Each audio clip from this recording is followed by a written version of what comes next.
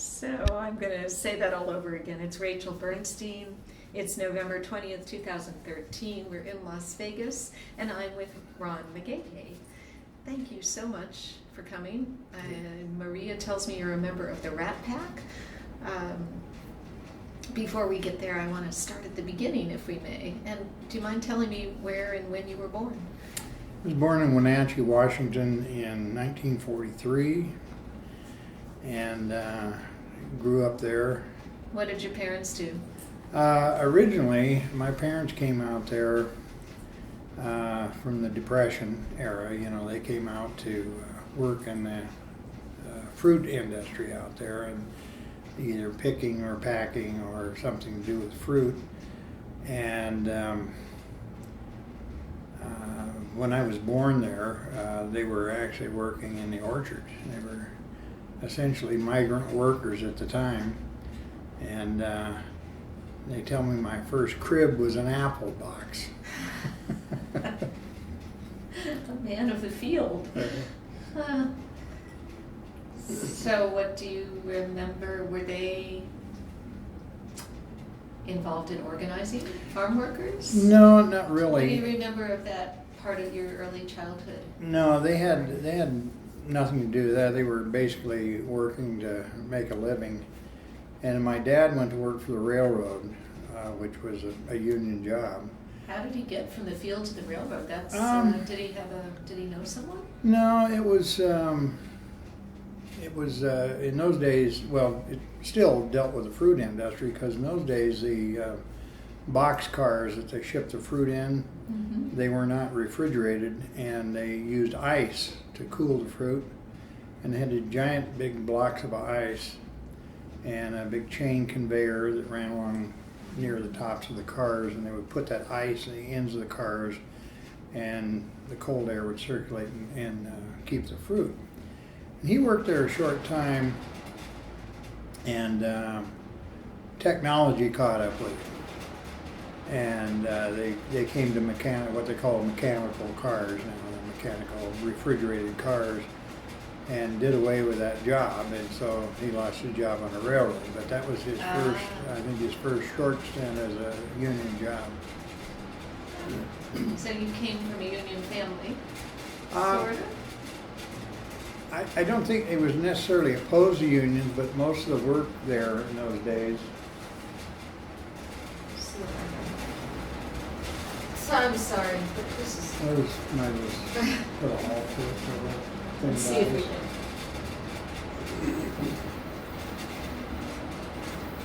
Quietest room in the place, and it's gonna. And it didn't do this yesterday.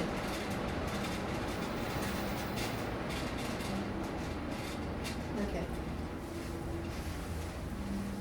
You were asking about the union family. It wasn't. My dad wasn't necessarily opposed to unions, but he was not usually in a position to have a union job in those days, because there, the work that was around there was not necessarily union, other than that railroad job. And he went to work then for a non-union irrigation company. As a friend of his owned this company, and he went to work there and worked there until he got severely injured. He had a fall, fell about 18 feet and broke pelvis and arm and leg, and they said he'd never walk again, but he did. So he worked there, and then that company, I don't know, the owner died or something, and the company went out of business. He went to work for the water district, doing similar work, because he worked, the water systems. And he worked there till he retired, and that was a union job. So he got a very, very small union pension when he retired, just about enough to pay the copay on the medical. So. Oh boy. So you were born there, and you went to school, and... I went to school in Wenatchee and East Wenatchee. So the high school I went to was called Eastmont, which was East Wenatchee. I got out of there and went in the Navy. And when I went in the Navy, I had always had this urge really to go to work for Boeing. I had a brother-in-law that worked for Boeing, and he was telling me all the wonderful things to do at Boeing, and I always loved airplanes. So when I went in the Navy, I became a pattern maker, which is you build patterns for metal castings and that sort of thing. And so when I got out of the Navy, I went to work at Boeing, hired in as a pattern maker, but never worked there as a pattern maker because they hired me for that. But typical Boeing, everything so, rush, hurry. They put you on another job, and you stay there till you So leave. what did you hired as a pattern maker, but you ended up? I ended up as a template maker by classification, and shorten the story a bit and go back and fill in the blanks later. But the template maker job was is basically the start of everything as far as the touch labor goes on the airplane.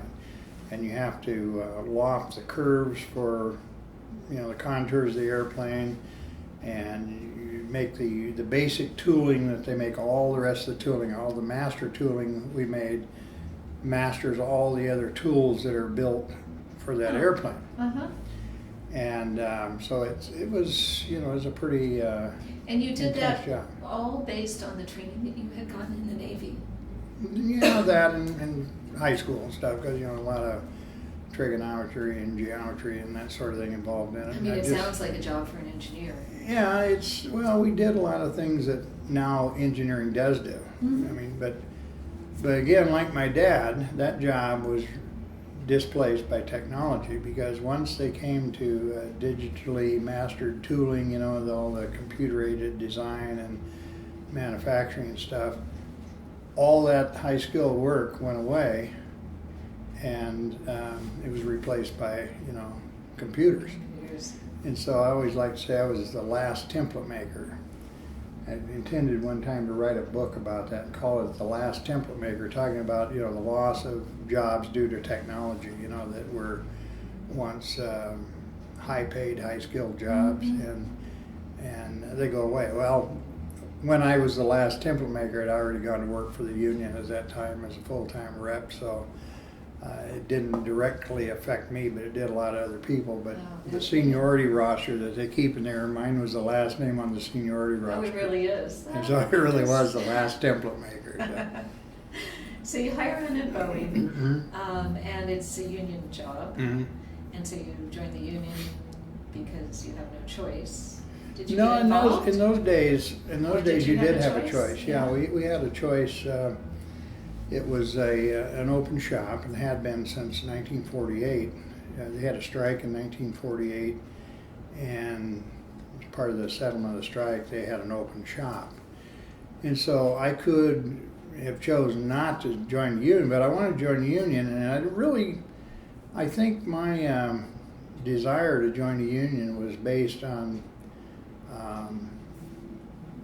fairness, because, growing up as a kid, you work in some jobs that are really not very good, and I saw my dad, the kind of stuff that he did, and I thought to myself, when I go to work, I'm going to go to work at a union shop, and I felt that way since I was probably 8 years old.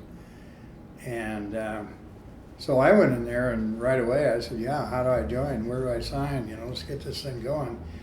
And then when I got in there, I found out that there was people there that didn't belong to the union. So in those days, the union members within a shop were unmerciful on somebody that wasn't in the union. I mean, treated them very badly, and not physically, but just sort of shunned them like they didn't even exist. They didn't just keep trying to organize Oh, talk yeah. union? Yeah, they sign up.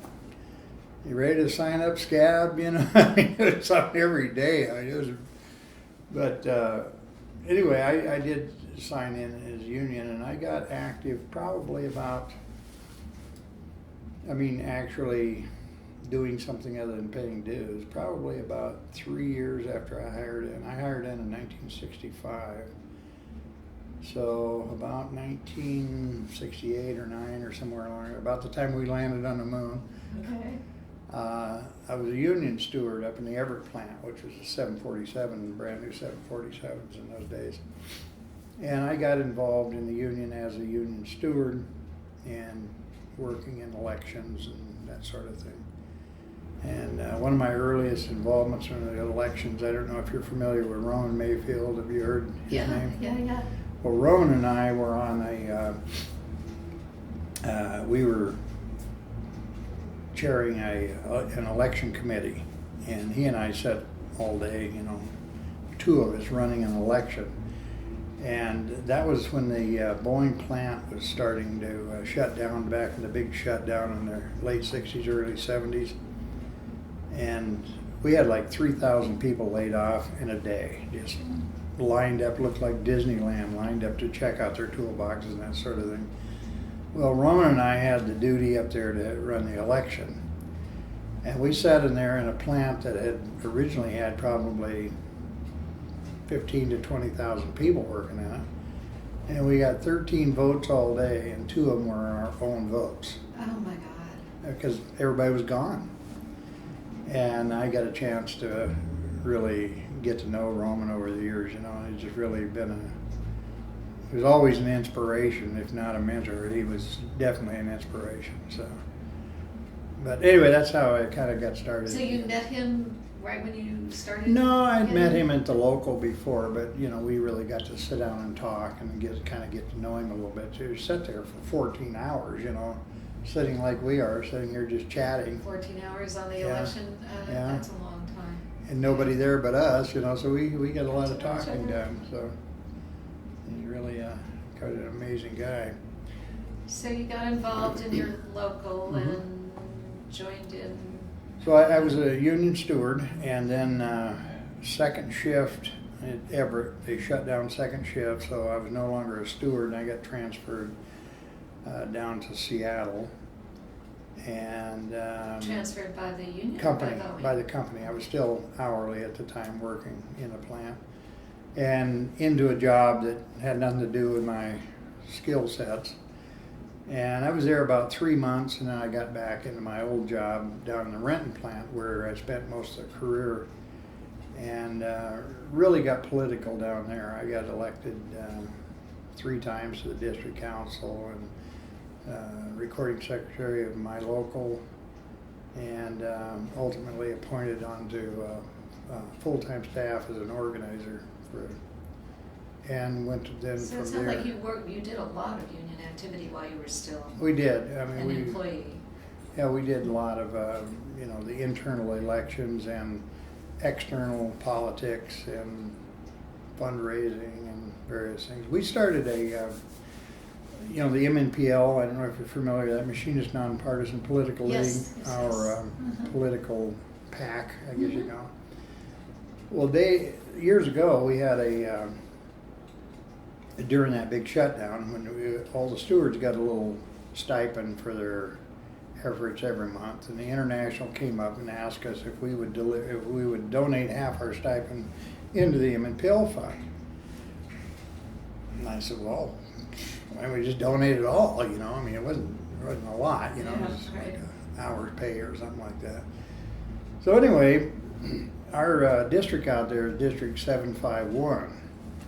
And so I donated $7.51. And, because I wanted to know where this money was coming from. It was coming from 751.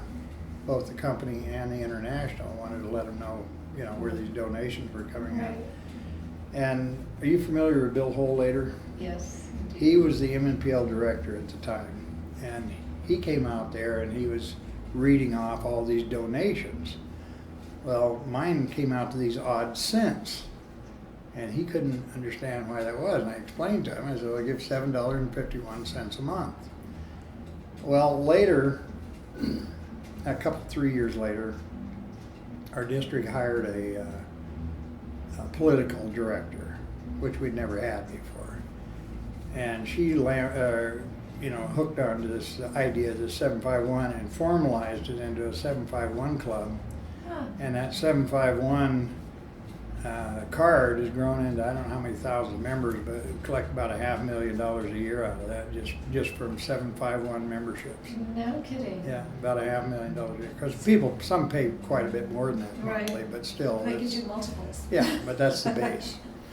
So when we signed that up, It's a there were great about idea. 3 of us, well, 2 of my buddies, they came along and they signed up after I did, but I don't know how we got on that subject, but. Well, I'm looking for you you to were- tell me stories about your early years Yeah. when you were still working as a steward and getting involved in politics. Yeah, that was, The that was, local and the political.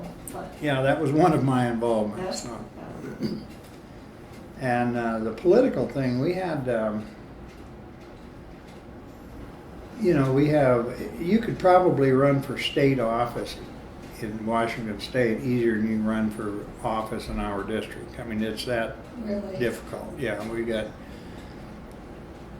got multiple locations for one thing, a lot of members and several offices. We got 7 local lodges, so there's an election going all the time. The spaced out elections for those local lodges. Then you add in the district offices. Then you add in convention delegates and everything else that comes along. elections. You got election going all the time up there, so you become very political. If you're involved in the union at all, you get very, very political, or you don't last. So there's a lot of politics going on there all the time. So you lasted, I lasted. and to what do you attribute? Well, I don't know.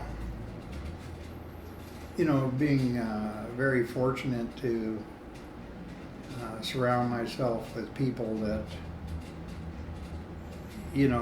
had the same or similar values, union values and that sort of thing, and working together to move the whole organization forward. And I think that's probably the reason I lasted, because I didn't, or at least I tried not to waver from those values, and I think that's what saved me in the long run. I went to work, at Boeing. I went to work as a supervisor for about 3 years during my career at Boeing, and during that 3 years I continued to pay dues to the union. I didn't have to, but I did, because I knew one day I'd be back in the bargaining unit. Right. So I was short of 3 years there, and I ended up getting fired out of management. Actually fired out of the company. For your union sympathies? No, well, I don't know if it's union sympathies, but the reason I got fired, 1977 we went on strike. And in 1977 we had very little organization as far as strike committee and everything. I mean, we were on You strike. were in a supervisory position? No, that was before I went Oh, into it was before, supervisor. okay. I was giving you the background, Okay, and then I'll good. tell you the story. All right, I'm sorry if I'm confusing you. No. But anyway, we went on strike, and during So that did you time, help organize the strike? I was on district councils that time, so I was one of the picket captains, and we dispatch everybody for picket duty and that sort of thing. And our members, of course, being out of work, they need food, shelter, whatever. And we had this, it was called the Boeing Employees Good Neighbor Fund, which was like a United Way internal collection agency within the company. And they refused to offer any help to any of our members, to agencies to help our members. So in other words, if an agency like Salvation Army was willing to help our members, they wouldn't give them any money to do that. Which, left a sour note there. Yes. So when we came back from the 77 strike, everybody just dropped out of this, we called it BEGNEF, Boeing Employees Good Name, Yeah. BEGNEF. So we all dropped out of that. And we, just refused to sign up for it. It was kind of a protest deal, And so when I went into supervision, I didn't belong to BEGNEF, had no intention to. And they had a big drive, and they wanted to have, 100% participation like they always do. And they came to me, and I said, not interested. Not interested in joining, thank you very much. And we had a superintendent over tooling, and the superintendent had a meeting that I wasn't at this meeting, but they had, I guess they called it a booster meeting or something, and they had this meeting, and they said, well, all the supervisors are signed up except McGaha, what's with him? Well, he said he's not interested in signing, and he said, well, if he doesn't sign, that'll negatively impact his career. Oh, okay, so I didn't know anything about that. Well, one of the supervisors had been over. He said, hey, they're going to do something if you don't sign up. I said, I don't care. I'm not signing up. So I didn't. And they were going to basically put me back in my bargaining unit position somewhere. They were going to bust me out of supervision, I think. Well, my crew heard about that somehow or other. I mean, they know everything that's going on anyway. And they found out about that. And one of the guys on my crew is Mark Blondin, who's now the vice president of the Southern Territory. Okay. And Mark and one of his buddies, they got together and they organized a drive to go in and collect withdrawal cards for BEGNET. And he came around and he said, yeah, we got all these cards. And I said, well, do me a favor and yourself a favor, give them all to me, because I didn't want them to get in trouble, So they gave the cards to me and I just hid them out, I didn't really turn them in. Well, they accused me of organizing this withdrawal campaign. Oh. And basically put me on indefinite suspension. I mean, literally fired from the company. So I said, well, ask around. I said, you're not going to find anybody out there that will tell you that I did that. And they did. They had a big investigation. They talked to everybody in the whole building out there. And nobody said, no, you didn't ask us. So we had a meeting and went down to Auburn, which means nothing to you, but it's a southern plant. We went down there for a meeting. And this superintendent that had made the threat against me was in the room. So they came in there and they were all puffed up and, big on themselves and telling me, this. I said, well, wait a minute. I'm the injured party here. I said, I'm going to make you guys a deal. I said, in this room, there's a person that said that if I didn't join BEGNET, they were going to fire me. And if he'll stand up and admit that in front of everybody in this room, I'll quit. You don't have to fire me. I'll just quit. He didn't. He didn't. He did not. He would not even raise his eyes off the table. And I said, now that we got that out of place, I said, I want to be back in my old job, in my old plant, on the same shift. And you have 2 weeks to make that happen. 2 weeks to the day I was back to my bargaining unit job. No kidding. And got paid for all the time I was off. So. But what people don't understand is when you're in that position, even though, I'm still a union member, by virtue of the fact that I was paid dues, the union can't help you because you're not under that contract. Right. The National Labor Relations Board can't help you. The Department of Labor can't help you. None of the things, the worker protection you have, when you're in there, you have zero protections. Yeah. Well, I was in... After that happened and I got back to work, I had every supervisor in tooling call me and thank me for taking a stand on that because they didn't have Because really they the guts. didn't want to They didn't have the sign guts up to do for it. the Boeing if they were funded either. But Well, they didn't, or- in those days, most of the supervisors came out of the bargaining unit. Now they're so they all, had the same now idea they're all about GE it. clones that go in there. They're not really, they've never worked with the tools. So one day I was sitting in my office after I went to work for the union, and this old fella came in and he says, got something you might be interested in. Slammed it down on the table, and it was the localized seal from the Boeing supervisor's local, IEM local. And I still have that localized seal there because after Taft-Hartley, they could no longer be in the union. And so prior to that, even the supervisors were in the union. Yeah, Yes. So I still have that local lodge seal there as my trophy for this whole thing. Wow. But yeah, politically that was very good for me because, I guess people say, well, the guy take a stand there, and it was very good. I got elected to the council twice after that ends. I'd been elected prior to that, but 2 more times beyond that I got elected to the council. Nobody held it against you that you'd accepted the promotion to No, supervisor? no, actually it was, Because sometimes that happens. yeah. And like I said, in those days it wasn't a big deal because all the supervisors came out of the bargaining unit. And you came out So it of wasn't unusual. yeah. So one day you're working with the people, next day they're working for you. And the highest compliment I ever got out of the crew was, well, first of all, they all stood up to get my job back, and the other is that guy came over and says, you haven't changed a bit. You're the same guy we used to work with, and I thought that was a high compliment. And kind of humbled, but it was, I really appreciated that they felt that way. And to this day, I run into people that are retired and say, the most fun we ever had was working there in that area, because we worked hard and played hard. And So what kind of, what were some of the recreational activities? for, Union, you said you worked hard and you played. oh, hard. well, I'm Was just some talking of about that- as a crew there, they Was would, some of that union related? yeah, some of Picnics it, but or we would activities go or to, not so much?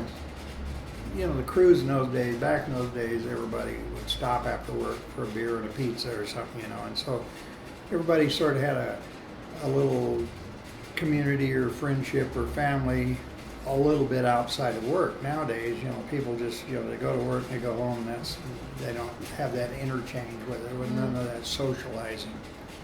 But in those days, everybody socialized together, and they went fishing together, they went hunting together, they did all kinds of things. Not. And just as much because you worked on the same Well, it was because you were crew close as to because of everybody.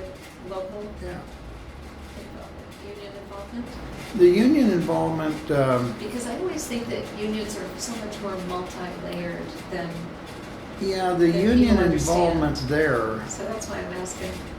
I think the union involvement at that time didn't have so much to do with that socializing, other than we did have a lot of social things at the union in those days. We'd have a stewards dance once a year for all the shop stewards and their families, and we had an awards banquet for the service pins awards, and we had a number of things that were social that revolved around something that was going on in the union. But the things in the workplace were a little bit different, but they all spilled off into the union, and a lot of it spilled off into the politics of the union because, you had all this social network out there. When it came election time, they come back and vote for you. Yeah, so it did have something to do with the union. It wasn't necessarily intended to have. So That how may- long was the strike? Which one? In 77, that's the one that you. 77 was, I'm trying to think, I think it was 32 or 36 days or something like that. Was significant. Yeah, it was over a month. Yeah. Or 29, might have been 29 days. Up until that time, there had only been one strike. Well, there had been 2 strikes prior to that. One in 1948, which essentially broke the union. And in 65, just prior to my hiring in, they had a strike that lasted something like 7 days, and the directing business representative of the district died. And so they called off the strike and all went back to work. And I came in right after that strike is when I hired in. Matter of fact, I think Boeing actually hired us just prior to, or maybe even during the strike. They didn't mention it. They didn't mention there was a work stoppage or anything going on over there. I was in Wenatchee, and they were around because of I was a pattern maker. They wanted me to come, work tooling. And that was 727-200 series airplanes were being built in. It was a big build-up. And they literally had people hired in one door and laid off out of another door. It was just a revolving door thing they had going on there, because they had recruiters that they put out on the road to hire people, and they'd overhire. And then they'd come back, and then they'd have to balance it out. But I hit the right place at the right time and stuck right through it. So I was very, very fortunate in that respect. I mean, there's nowhere in the world could you go, well, certainly not in the United States these days, and work 40 years in the same place. It just doesn't happen anymore. Yeah. So how long before you became a full-time union?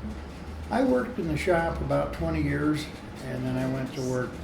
And so was there another strike after that while you were still on the job? Not while I was in the shop. There was, well, technically I was in the shop in 1989. I'd worked for the International. I was in Washington, D.C., and when we formed the organizing department. I was one of the coordinators for the organizing department, and then I went back to Boeing because nothing that I was promised was ever delivered. So I said, well, guys, I'm sorry, I'm not gonna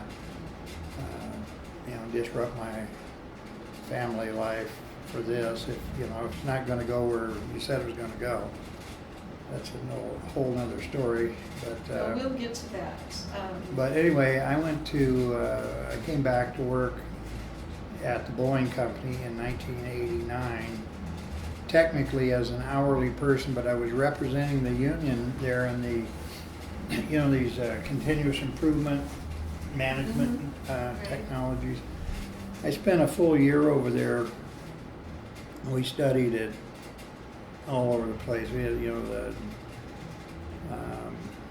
trying to think of all the gurus out there, Dr. Deming and Duran, and I forget who the others were. But anyway, all these quality gurus that are really, they aren't quality. What they are is improving profitability is what it amounts to.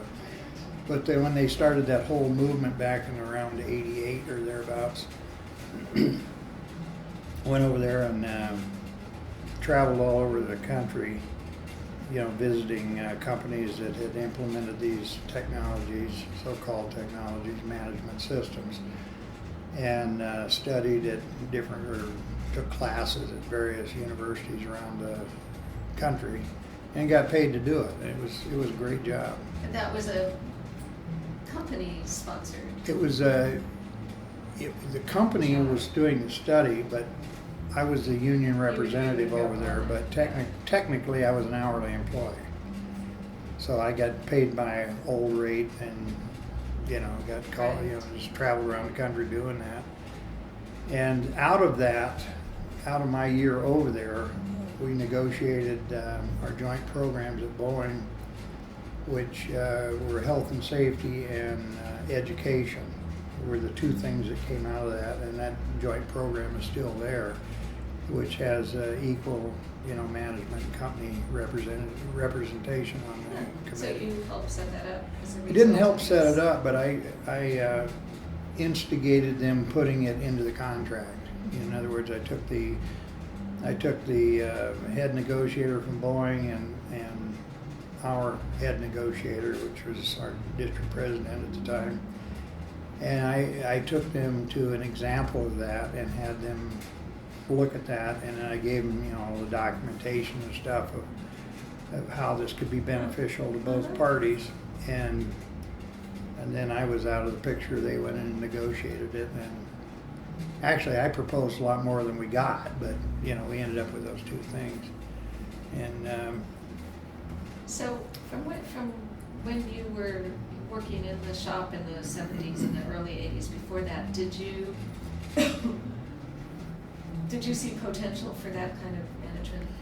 when I worked in the shop, cooperation initiatives, or? well, when I worked in the shop, it wasn't a problem. And I'll tell you what has happened to, basically American industry. But when I worked in the shop and when I first hired in at Boeing, like I said, most of the managers were ex-hourly people. And Boeing was the old cliche, it was a family, in that everybody was there to do one thing, and it was build airplanes. And we did it. And you did a lot of these things that these total quality management systems say that are the right things to do, but it was very informal. It wasn't, it wasn't documented or anything, but you have information I need, I'd come to you and ask you for the information, you'd give me the information, I'd get my job done, and nobody would know the difference. Well, under the total quality management systems, we have to document all that stuff. That when I run into this problem, I have to go see you, and then I have to do this, and I have to do that. And so it's totally document the whole process. Well, what has happened with all that documentation now, they've used that to offload the work. In other words, they take, now that you have your process documented, you can take that work and send it anywhere around the world, and they open the book and they follow the process and they get the work done that you spent a career getting the knowledge to do. And so it was never a problem when I worked in the shop. Then in about, like I said, about 1988, well, probably started prior to that, but there was this big wave across the country. They were everybody was switching to these total quality management systems, otherwise known as TQMS. Mm-hmm. And I visited McDonnell Douglas in California, and they were running their TQMS systems, and they fired every manager at McDonnell Douglas and brought them into a hangar and had them reapply for their jobs. There were people who had heart attacks, people committed suicide, there was all kinds of things going on. And they were talking about the glories of this TQMS. Oy. So the people I talked to at McDonnell Douglas, they said TQMS means time to quit and move to Seattle, because Boeing had not started that yet, but they were in the process of starting it. Okay. So from the time I went to work full-time with the union until that started was probably 5 years, 4 years, whatever it was. And it just changed the workplace completely. It just absolutely, basically destroyed the working relationship of departments and everything else, in my view. And so, it was never a problem. Did nobody in management understand that? They don't care. They do not care. They're all out of that damn General Electric, what's his name? Anyway, they were all clones out of that General Electric model, which is not about making product, it's about making profit. So if the company can be profitable, they don't care if they're doing anything. They don't care. Quality is something that has to be there in order for them to, get rid of the product and stuff. But if they could do it without building a product and just make money, they would. And that's the reason we have no industry in this country, is because most of what's going on now is generating profit and not making a product. And they leave the making of the product to whoever they can get, the lowest bidder, and every time you go back, it all looks different, Yeah. Most of the stuff we buy now is junk. It is. It's just junk. Built to be obsolete. Yeah. Anyway, again, we're getting off the track, but I was involved in studying that, and the assignment was to study it and report back. And the only thing we got out of that was worthy of implementing, in my view, was the fact that we have funds available for members to use in any kind of education they want to use it for. Every year they get, $3,000 or something. And then we have a health and safety committee there that's, has improved safety quite a bit. As far as the company goes, I don't know what their total benefit is out of it, other than some of those people do take classes or get degrees or whatever that will work for the company. But in most cases, a person gets a degree and they move on and they get out of there. It's not the same. We used to have generations of families, and they still do. But they had generations, 2 or 3 generations working there at the same time. I have no family members working there, No. but yeah, I know a number of people. You know, you hear a name. Do you know so and so? Oh, yeah, that's my dad or that's my granddad or whatever. Right. A lot of connections. And but when they merged with McDonnell Douglas, it just absolutely destroyed that company. I would not. Were you still there? Well, I was working for the You were union. working I was for the working for the union union at at the the time. time. Yeah, I was working for the union. And so anyway, getting out of the shop and into the union, like I said, I started as an organizer, and then I came back for a brief period of time. Then I was appointed by the district president as an administrative assistant to the president, and that was 1990. And I was administrative assistant until I retired in 2005 with 3 different presidents. You've seen it all. Well, I've seen them come and seen them go, but yeah, I was quite honored that each new president that came in Hired you asked me on. to be the. Let's go back to when you were administrative first hired as an organizer by the Mhm. union, and you said there wasn't enough support, and that's why you went back. No, well, that was later. As an organizer, when I was working in the district, those folks you were talking about there, the non-union folks in the plant, we're doing a lot of in-plant organizing. We did some other, new units as well, but main assignment was to get those non-union people signed up. And we started out, we had about high 70s membership, high 70% Right. membership. And when we finished organizing about, what was it, probably 4 years after that, it wasn't that long, it was probably 3 years after that, we got up to 96% membership. Wow. And then they were able to negotiate a modified closed shop in the contract, did away with the need for in-plant organizing after Right. that. But That's impressive. just about the time that was going on, International called me and wanted me to be one of the coordinators out of Washington, D.C. And I went to work at the International, and the vice president I had, or that hired me, he ended up retiring or something about that time. And so the coordinator job that I was supposed to have never really developed. And so I said, well, and I had to take cut and pay to take the job. I mean, it wasn't like I was, going and getting Right. big bucks or anything. I actually had less money than I was making at the district. So I said, well, this is not for me, because I would have to sell my house in Washington and buy a house back here. And at that time, you could buy a very nice house in the Seattle area for about $80,000 or $90,000, and in DC it was like $250,000. Really, quite a bit more. Yeah. And not near as much house either. Yeah.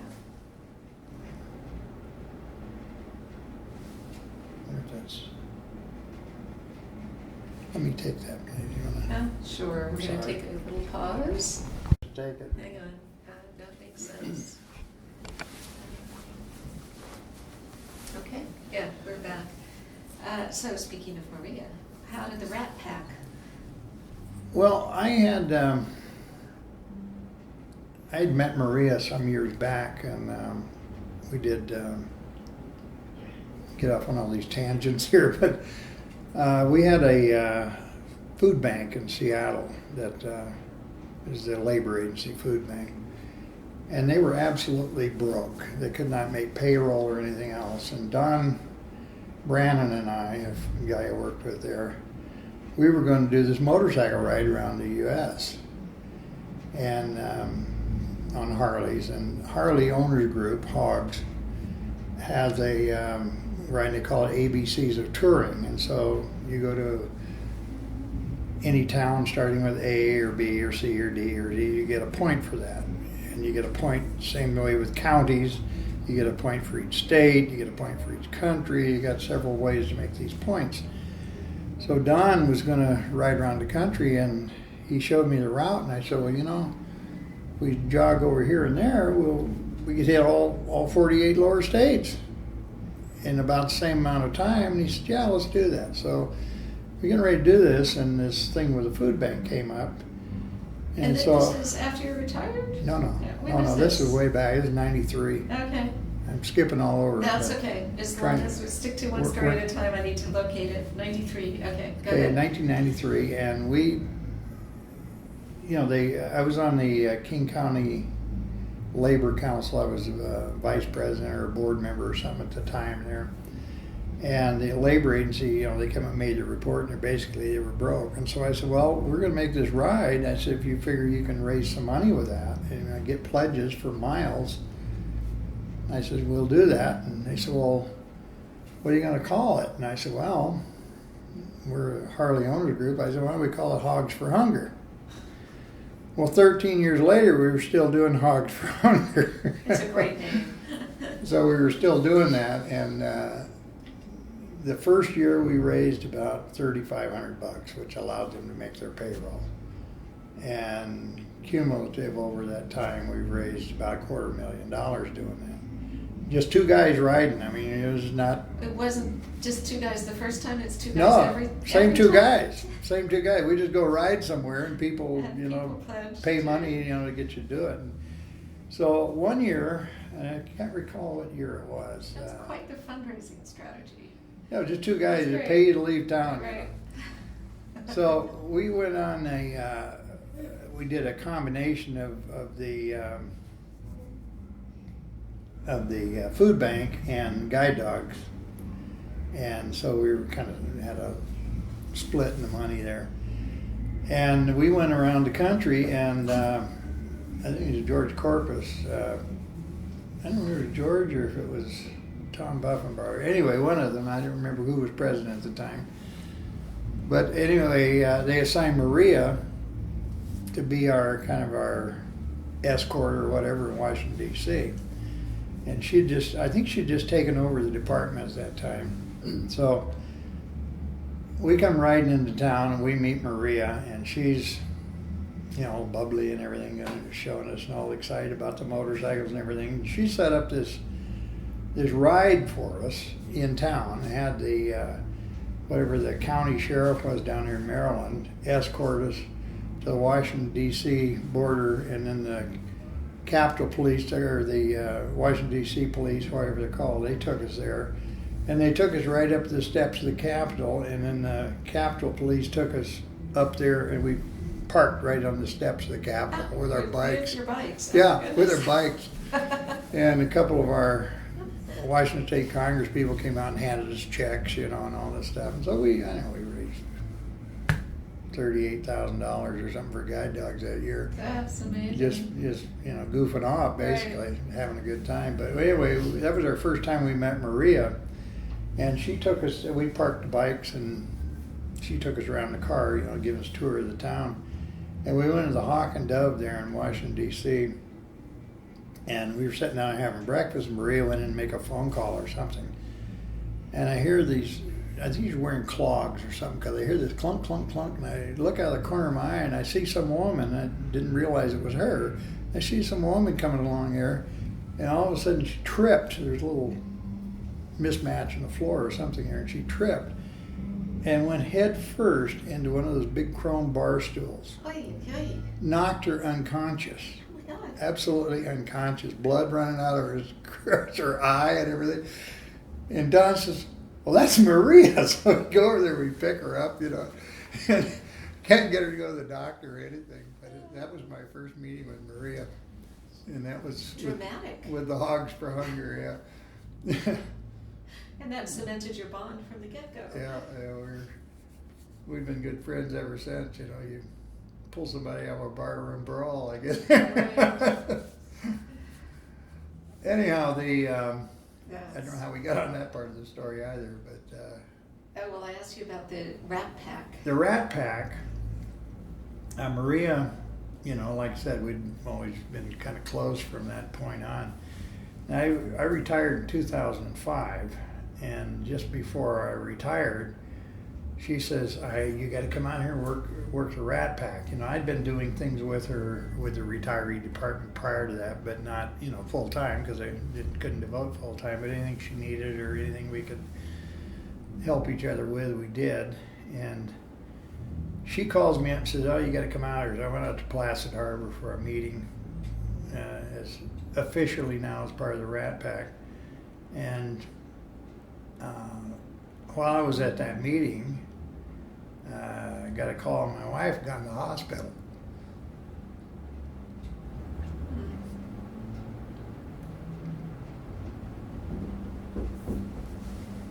And anyway, the next day she died. So Oh my sorry. God. That's so sudden. Anyway, Maria drafted me before I retired, officially retired, I guess, and had her hooks in me till she retired. And Charlie took that over, and he kind of somewhat continued the Rat Pack, but modified things to, kind of modernize them. So and what improve them. was, tell me The what Rat Pack was a is, group what of, is. Tell a me, group, tell me, well, tell me. pretty much it was, senior people that had been involved in politics and various things in their working careers. I mean, they were all former full-time staff type, for the most part they were. And she used us to help develop these programs within the, within her department, and for political action and various things. So the Rat Pack was just her close confidants that she could rely on for, moral support or advice or help or whatever. And what do you think are a couple of the most effective programs that came out of that effort? Well, before Maria was in there, I mean, essentially there was no retiree department. I mean, it was, there was people there, but she basically was instrumental in making this a department, making it a retiree department, and she led the way in making the full-time officers and so on understand that the retirees are a resource, not just a burden or somebody you have to pat on the head and whatnot, that you Right. can actually get some benefit out of their, you throw away 40 years of knowledge, or you could use it. Or you Yeah. can be smart. Yeah, or you could use Yeah. it. And so Maria was very instrumental in getting that started. And she worked with Charlie when he was an educator down in Placid Harbor. And she had, so he was a natural to take over when she left, because, he helped develop some of those programs with her. Right. And, but she was the driving force in that. I mean, if it hadn't been for Maria, there wouldn't have been any of that. And the Rat Pack was, like I said, the people she surrounded herself with to make it give happen. advice on that, because Okay, I mean, she there was says some- you were the funniest group of people that she ever met. So do you have any memories other than smashing herself into a bar school to well, make an impression when she met you? well, the thing about it is that, everybody, once you're retired, you may not have to be nearly as politically correct as you once were. So all these guys just tell it like it is, and every one of them were from, different parts of the industry. Some were from airlines, some were from our manufacturing, and I don't know, they were just from all over the place. And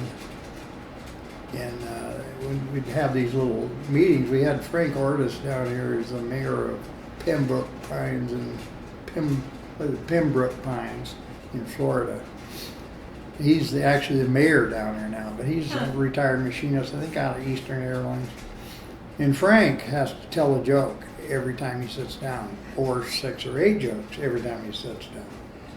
And so everybody was always laughing and cutting up and everything, but getting serious and getting the work done. But everybody's laughing and cutting up all the time because, hell, we're retired. We don't need, you don't have to take all this stuff serious, But yeah, I can't say enough good about Maria as far as her, just staying with it and just like a bulldog, making this stuff happen and creating what it takes this. to make anything happen, right? Yeah, and she fought for money. And what I did with Maria, she knighted me the administrative assistant because that was my job before I retired. But I would work with her. I worked with her on several of these conferences and putting them together and that sort of thing. The retirees conferences. Retiree conferences. And before I retired, I had attended a couple of her retiree conferences just as a guest, just dropped in and said hello and all that. And so when I retired, she put me to work helping her with that. But she, like I said, she'd fight tooth and nail to get the money to do this stuff and convince people. And I think to a man and now a woman on the executive council, I would think that nearly all of them probably understand now that the importance of that, is that you've got a hell of a resource out here. They got more retired machinists than we have full-time machinists. It's a resource of increasing importance as the numbers shrink in manufacturing. Yeah. So you need to, you need to use it where you can. And Tom Lux, who's interviewed in the other room there, he's, God, I can't even think of how many organizing drives he's been on since he retired. And then he went to Ohio, and so on. Right. And I've been active, locally with our, I was vice president of State Labor Council. And so when I retired, I kind of almost the permanent chair of their COPE committee, which is a committee on political education that for their fundraising. And so I fundraise for them every year for a couple of days a year or whatever. But I stay in touch that way. Got it. Yeah. Always something to do, isn't there? They last year they decided they were going to have the young emerging labor leaders do this, and they had 40 of them, and they raised $400. So this year they said, Ron, we really need you to come back. I said, well, okay, I'll come down there. So I raised, I think I raised $13,000. No, it's just how you ask for it, Yeah. It's an art. How early on did you get married? I got married in 1966, right after I went to work at Boeing. I married 39 years. And was your wife a union? Did she come from a union family? Her dad was a union guy. He came out of shipyards and was an auto mechanic. And just before he died early because, like I said, he'd been in shipyards and auto mechanic around the asbestos, and he died from what do they call it? Mesothelioma. Yeah. Yeah. Anyway, he died from that. Wasn't too long after we got married. But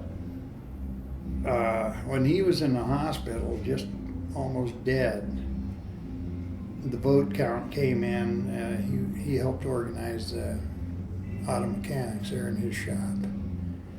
And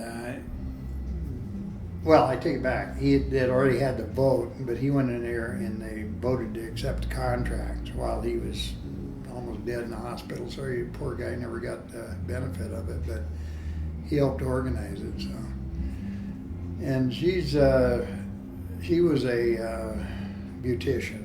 So she, by the time she went into the trade, all the barbers and hairdressers and stuff unions had pretty much faded out. It used to be big. That was a big deal. Nearly all the barbers were union at one time. Hairdressers Amazing. too. Something people don't know these days. So was easy for her to support you in your union? Oh yeah. If it hadn't been for her, I'd never made it because it takes a special kind of person to sit at home day in when you're in there, fighting battles at the company, because basically it's you come home, change clothes, and go back and do it again, and nice to have all the clothes nice and clean when you came home, No, she was very supportive and very understanding of it, and just absolutely. Did she get involved in? Did you do? Not I always wonder a if lot. families are involved in the union or just. Some are and some aren't, but she was involved where she thought was appropriate. She didn't get in, that's actually is a problem sometimes. You get family members that kind of stick their nose into union politics or something. Excuse me, you're not a shareholder here other than a secondary shareholder, because the people who are directly involved with that, that's their business. And if you stick your nose in it and you're not part of it, you can get punched in the nose pretty easily.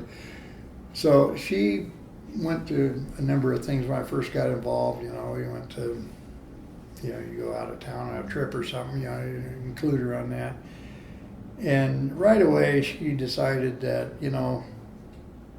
when you're on one of these, like going to this conference here, you're wandering around and you're socializing and you're doing other things that people don't even realize you're actually doing something there because you're talking to people all the time. Right. And she said, well, she didn't really think that she needed to be there to sit and watch me walk around her room, So, but she accepted that and understood that was going to be, if you're going to be in this business, that's the way it was going to be. And so that was my biggest regret. We didn't get to share any of that retirement that she helped earn, so it was kind of a bad deal. But that is life, I guess. It sounds like there were a couple of times when you made a hard decision about taking a stand. Did you talk about it with her? Well, yeah, and either before or after the fact, depending on how it but she's always very supportive of it. She hated injustice as much as I did, and she, if the story sounded good, she was supportive of it. She didn't. I never once heard her say, "Well, you dummy, why did you do that?" She just basically processed the information and stood by you. So that was really a good thing. We never had any children, so we were basically supporting each other. Back to the motorcycles, we used to ride our Boeing Employees Motorcycle Club. We started riding on there. We spent probably the first year on the bike. We went out every weekend and went camping. One day she came in and she says, "Here's the deal. We're going to stay in motels. We are not camping." She drew a line on that one, and that's. Wait, she went camping with you, or? We went camping together on a bike. Had enough, okay. Yeah, and she said, because like I said, she was a hairdresser. She wanted her hair fixed just right. Didn't want to help freshen it and all that stuff. And she says, so "That's it. If we're not going to a motel, we're not going." I said, "Okay." Fair enough.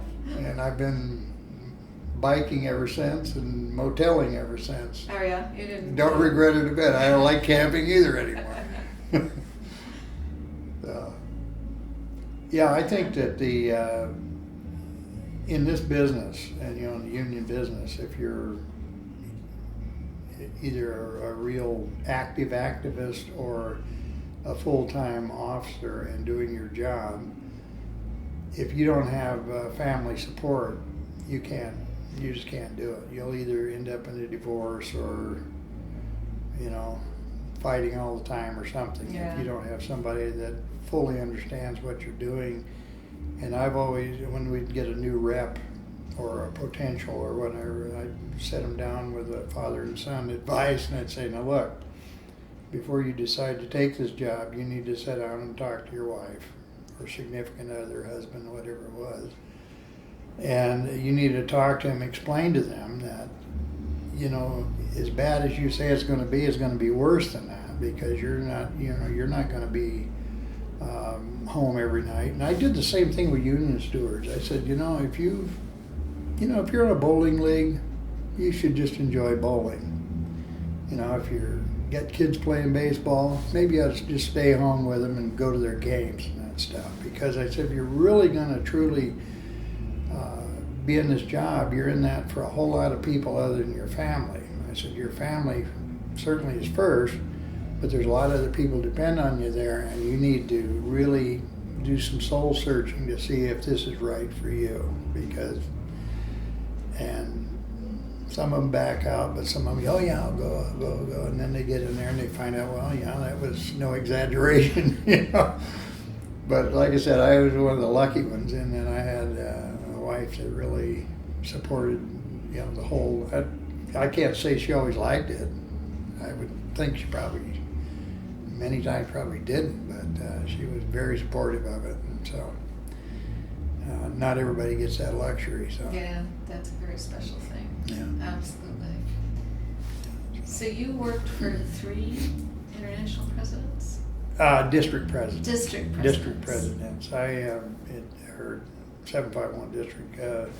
First was Tom Baker, and Tom got into some trouble skimming airfares, and actually he got prosecuted and went to jail for a year. And but he did a lot of good for our membership as far as negotiations. I mean, you go down the list of things we have today that he helped negotiate. And I think every member that's still around that remembers him has probably forgiven him for all of his transgressions, you know. He was a real old school kind of a negotiator, you know, with the company. I mean, you build friendships, relationships, sit down and talk about what each side needs, put something together, and both sides come out pretty good. Then the second one was Bill Johnson. Before we move on, Go ahead. When he got caught out in his transgressions, were you involved in setting up mechanisms to make sure it didn't happen again? Well, Or was peripherally that I not was, really? but at the time, in that capacity, I was not really on the district council, but I was basically the administrator to the president, is now called chief of staff, but basically you fill in for the president when they're not there. You know, you do whatever it is, you make the reports and personnel issues and everything like that. So as far as the directly being involved with that, a lot of what came out of that were basically Department of Labor rules, and we incorporated those into bylaws. But we'd already changed our bylaws to disallow what he was doing, and he went ahead and did it anyway. That's what got him in trouble with the DOL, because he wasn't following our bylaws. But long story short, it was taking first class airfare and flying coach and pocketing the difference. That's what the accusation and the conviction was over.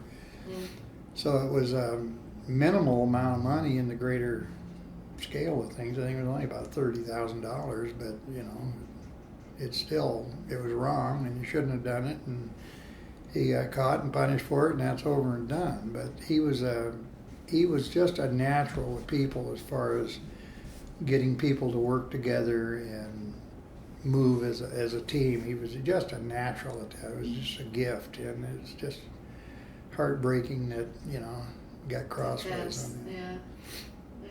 Yeah. And then our second, the second president I had there was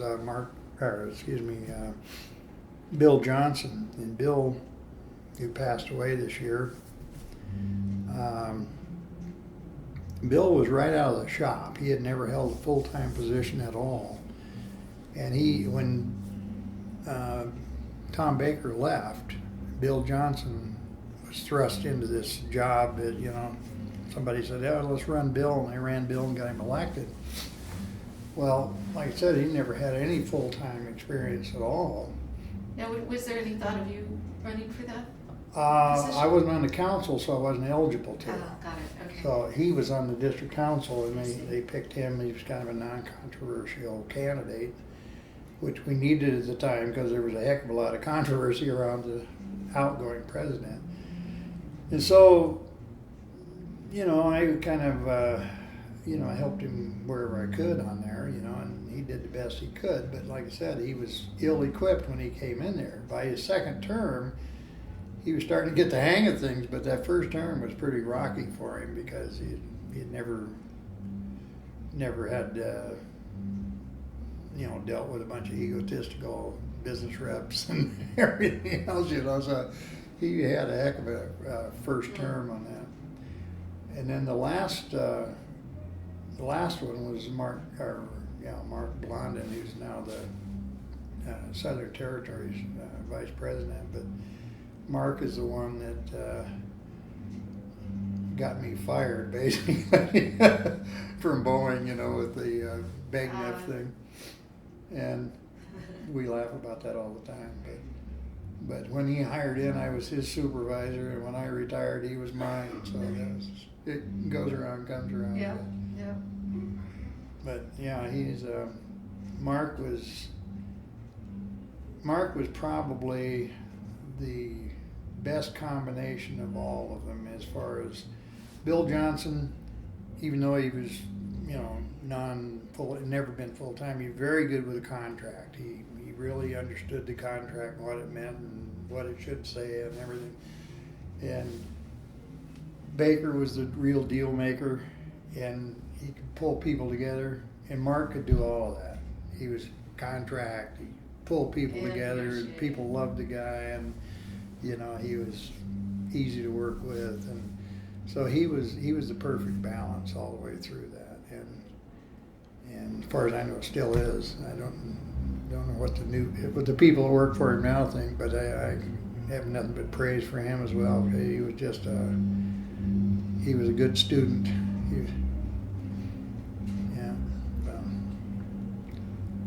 So most of what you did in all those years with those three people, are there particular examples that come to mind in terms of a crisis you solved or a...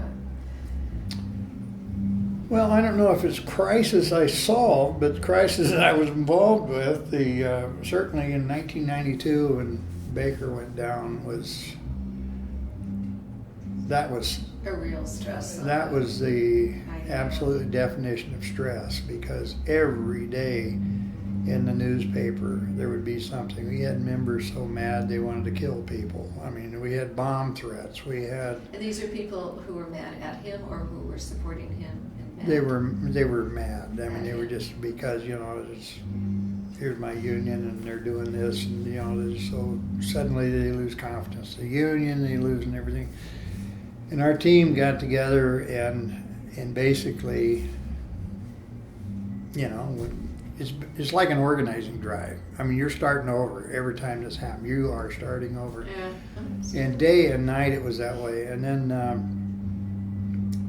people kind of got down on Bill Johnson as well, because we had I forget now what happened, but I mean, he didn't do anything bad. He just, was made some enemies. Well, it was kind of a, I would write it off as naive leadership or whatever, and he had a kind of an abrasive way about him.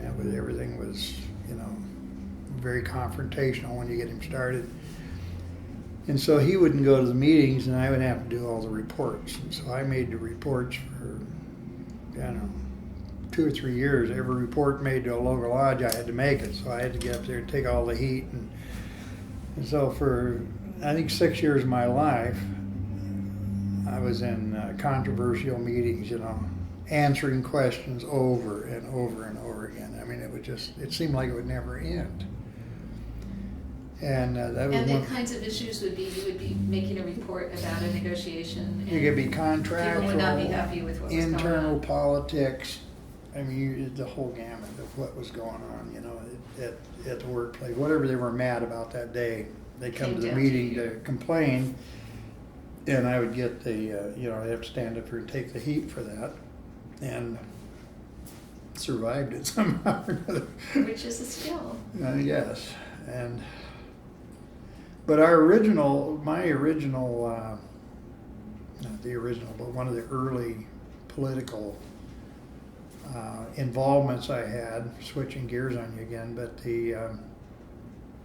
we had three tickets running, for the internal offices. We had our group, and then they had another group. We were mainly out of Renton and Auburn, and then they had a group that was out of Seattle, which was called Plant 2, and Everett didn't have much involvement, but they had somebody from Everett. But then they had what was called a staff ticket, which was all the incumbents. And we had an election and for district council, and the staff won all but one of those positions. And they had intentionally allowed a person on our ticket run that was not qualified to run. I don't know if they did it intentionally, but they didn't raise the issue. Right. So when one of their guys didn't get elected, they decided they would contest the election based on this other guy's eligibility. He had not been working at the trade for a full year, and so he couldn't run. So they reran the election. And one of my early mentors, he calls me up and he says, "Do you want to get on the council?" And I said, "Well, the election's over." He says, "They're going to rerun it. You need to get down here." So I lived in Redmond and drove down to Seattle, which is about 18 miles or something like that. And I jumped my pickup and I'm heading down there, and I'm designing literature and filling in the names of whoever should be running to make a ticket that would win. And you did a combination of these other tickets. Right. You, and you. We get down there, and after the meeting, I called a meeting, how these people come together, and I said, "Now, we're going to rerun this election, and we need to make this solid so we can get this thing back on track, because there's a lot of dissension with all these tickets running." And so we argued about that for about a week, and then used a piece of literature I designed with the names already filled in, and that's who we ran, and we took every spot. No kidding. And the person that was the district president at the time, Bill Walkema, rest his soul, he didn't make the council, so he couldn't run for district president. So we wiped them all out. We just wiped them out. And to this day, pretty much that whole team that with the new additions and stuff is still there. They're still there, and they're. I guess it was a good call. Well, in terms of balancing. It was a good balance for sure, and it's like I said, it stayed pretty much intact, with a few exceptions. There's a couple that people that made it through the election process that we weren't supporting, but for the most part, the whole team is still there. Of course, it's mostly new people now, but I always take a bit of pride thinking of that these guys have actually stuck together, But that's impressive. Yeah, you give them a direction, and let them go. But I've been going so long now that I don't know. It seems to be the same, at least the same philosophy. Anyway, that's. So as you've been a very active retiree, as I understand it, and some of that has been involved in political campaigns? Yeah, I've worked some political campaigns, and like I said, the fundraising for political action, and then of course working with Maria's Rat Pack and with Charlie, and so I've done a lot of that, yeah. And were you involved in Scrap the Cap?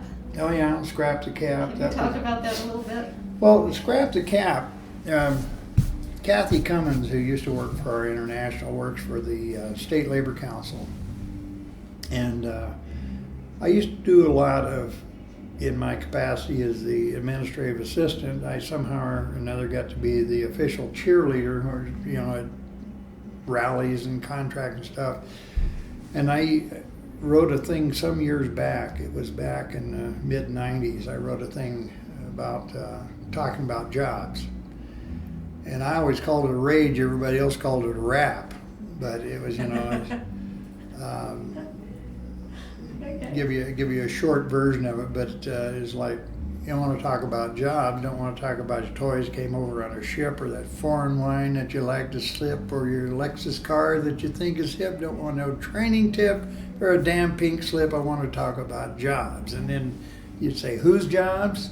And they'd say, our jobs. Whose jobs? Our job. What kind of job? Union jobs. And this always got the blood going at these rallies. And there's a million verses, it's one of these zipper deals. You can put a verse in wherever you want it, right? Depending on what the thing was about. So anyway, everybody always, every time you see them, oh, talking about jobs. Elected politicians and everybody else, because you know, some of these election rallies, we did that same little rap thing. So anyway, these Social Security Works Washington and the Economic Opportunities Institute, I guess it's called, they were going to put together a rap video. One of their kids that working down, an intern or something, decided to, you know, make this rap video about Social Security. You know, we could reach a whole audience out there and get the message out. So I get a call from this, of course I'm retired now, and I get a call from Kathy Cummins. She says, hey, I just volunteered you for a video. And I said, a video? What kind of video? And she said, well, I just had a meeting down here with these people, and they were looking for somebody. And I said, I know somebody that can rap. And I said, you're out of your mind. So anyway, we went down and listened to what they had to say and everything, and I said, okay, I'll give it a try, but I said, I'm no rapper. And the lady in there, Sally Davis, she was a producer out at PBS local affiliate there at Channel 9. She's retired. And certainly, she's probably the least likely rapper in the world. I mean, she looks, you know, nothing about the part and everything else. She was all nervous about it. She said, well, will we offend somebody if we do this? And I said, probably, because anytime you do anything, you offend somebody. I said, so anyway, they talked us into doing this thing, and we went out and tried it out. And, so you wrote most of it? No, I didn't write it. No, these kids, the kids put it all together. Yeah, they put it all together, and they were looking for someone to say it. And I said, well, why don't you just scrap the cap? I said, that's really what you want to do, because they were trying to figure out what to do about Social Security, about doing all this stuff. I said, well, just scrap the cap. So that was my contribution, was kind of somewhat naming it, and a couple of other ad libs I had during the filming of it. But we worked on that for, I think we had 5 or 6 days of filming and 2 days of recording, and then the kids, I don't know, they worked on it for 2 or 3 months, editing it, putting all that together. But it's quite a process. I didn't realize how much work it was going to be, but you know, we had it was quite a successful effort. 10 costume changes, and you go into the studio and record your piece of it. And I mean, it sounded good to me, you know, and he said, no, we got to do it again. So sing that thing 20 or 30 times, the entire thing by yourself, headphones, singing into a microphone in the kid's basement. I mean, the kids living in his parents' basement. You know, these techno freaks, you know. Yeah. And guys with the skills. And then Sally goes over and she does it 20 or 30 times, and same deal. And then he takes a piece of this, and a piece of that, and a piece of this, and he pieces it all together. Oh, okay. And so now I've got one perfect take, and now she's got one perfect take, and then they splice those together. They splice those two together. Yeah. And then we had to go out and do 5 or 6 days of filming, lip syncing that thing, with all the background noise, you know, sirens, freeway noise, you know, people yelling and screaming and doing all kinds of crazy things. And so when they put that together on the tape, I said, wow, did we do that? Because it didn't look anything like I remember doing it. But I got to say, I'm almost sick of it, because every time you go somewhere, you know, you got to listen to it again and again and again and again. It's like, oh, I can't get that sound out of my mind. It's just like those rock bands that have to play the old favorite one too many times. Yeah, I can relate to that. I'm nowhere near that bad yet, but I could understand how they could feel that way. It was fun, and the target audience was supposed to be, I think, 25 to 30 or thereabouts, and totally missed the target, because the highest reception is for, I think it was women 54 to 62. Okay. That must be why I love it, because well, I'm in there. Oh, okay. Well, anyway, that was not the target audience, but that's the target they hit. And I guess it doesn't matter as long as you hit a target, I guess. Right. I guess it really does, because women in that age bracket are probably disproportionately affected by, Social Security changes one way or the other. And so hopefully it does some good. Huh. And the new one they're trying to come up with a new one now, and it's they're going to do a country and western themed one. I heard that. And I don't know what target they're shooting at, but Swing states. who knows? Yeah. I guess you wait and see. But Okay. the kids are up there working on that now. They're putting together storyboards and writing the songs. And they've actually got a professional musician, country and western artist of some sort that's helping them out with it. Oh, that's cool. So I don't know yet if I'm going to be doing it or he's going to be doing it or we're going to be doing it or Right. how it's going to come out. But it's funny you talk that out and you got all these experts out here. They're all telling you, oh yeah, you ought to do this, you need to do that. And I said, I just show up. I'm not the technician here. I'm just a pawn in the big game. Part of the cog in the wheel. Yeah, that little That's scene, the little scene with the towel, great. Uh-huh. that was an ad lib. Oh, yeah. Yeah, we did that, and they were trying to come up with something. And the kid in the video, that was actually his girlfriend. Oh, okay.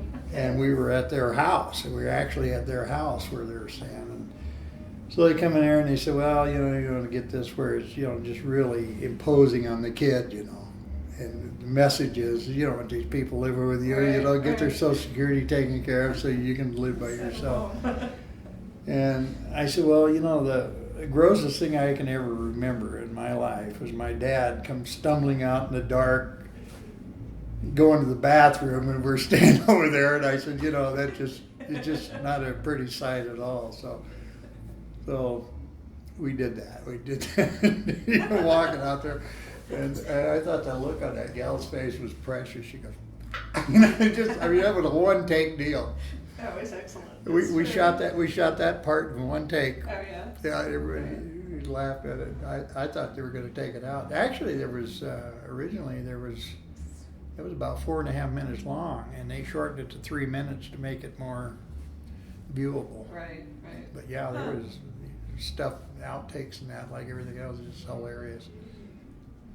I hope the next one does as well. Yeah. But No, that's a matter who really does it. good strategy for communicating, I have to say. well, and like I said, there was young kids put that together. And there was the kid that did all the electronic part of that, splicing that all together. Living in his parents' basement. But somebody found him, drew him in, right? Well, they were all there, and then they had another. They had 2 or 3 other young kids on there, and man, they were just into it. They really did. And Oh, that's terrific. the young kids, a lot of young kids like it, and they think it's funny because here's old people making a fool of themselves. Right. But the petition piece of that, signing the petition. I mean, that thing's got 150,000 hits, and we've got 3,700 signatures. People just look at it and for the entertainment, and they Right. miss. So I told my son, this next one, we need to somehow or another highlight the fact that if you're going to do a petition, I don't know if they are or not, but I said, if you are, you need to highlight that in some manner so Right. people go to that, because kids, they put this on YouTube and it flashes around and they never get to that part with the So petition. they don't even know they're skipping it. But there were people I talked to here in the audience that one guy has taken the video and made individual discs and handed them out at his own expense. He went out and printed no discs. kidding. Yeah, he said he's put out 300 or 400 of them. He said, and but that doesn't get you to the petition. Right. And the one the International did, they put some note on there about that, and we did get extra People signature. together. Yeah. So it's Yeah. That's you a learn lot of something from everything, I guess. A lot of strategizing. Yeah. So what did I forget to ask you? I don't know. We went off on so many tangents. I'm I not know. sure I don't know. I need to. I need to take your photo. Is that done? State Labor Council, County Labor Council. Stories about those that we skipped over? State that are Labor Council. critical? Well, state has several districts, and you get vice president for each of the districts. And we were in the first district, which we were one of the biggest unions in the first district. So basically, get your name on the ballot and get elected. So it's not like a big deal. But anyway, you send out a letter. Generally, we'll send out a letter, and our opposition, loyal opposition inside the union, I sent out, which I was pretty sure I was authorized to do, on letterhead, because I'm representing the organization. I'm not getting there, to be vice president for myself. It's for the organization. Right. So we sent out a letter with all the candidates on there and signed it on the letterhead, and I sent it out to the other affiliates of the Labor Council to, to ask for their support, ask for their vote. And the loyal opposition filed internal charges on me for misusing the letterhead. Oh dear. And I said, "You got to be kidding me." So, it's just one of the joys of what you have to put up with, representing people, because everybody has their own idea of things, I guess. But I served, how long was I on there? About 10 years or so as vice president of that. Then I was vice president of the King County Labor Council at the same time. And I don't know, it just met a lot of people, and I was sort of the interface between our district and the greater labor community out there. So everybody, I knew most of the labor leaders in the state, or they knew me. And so, if they want anything with the machinists, they always call me. Or they would call our political director, who, basically had some of the same connections, or all the same connections. So I kind of was the interface between the other unions. If you had somebody had a complaint or something, we'd talk it out, and we'd support each other in the various rallies. We had great labor community support up there for our strikes and others. We did the musicians union, which is a very, very small union now, and we had the entire labor community came out in support of them. Really?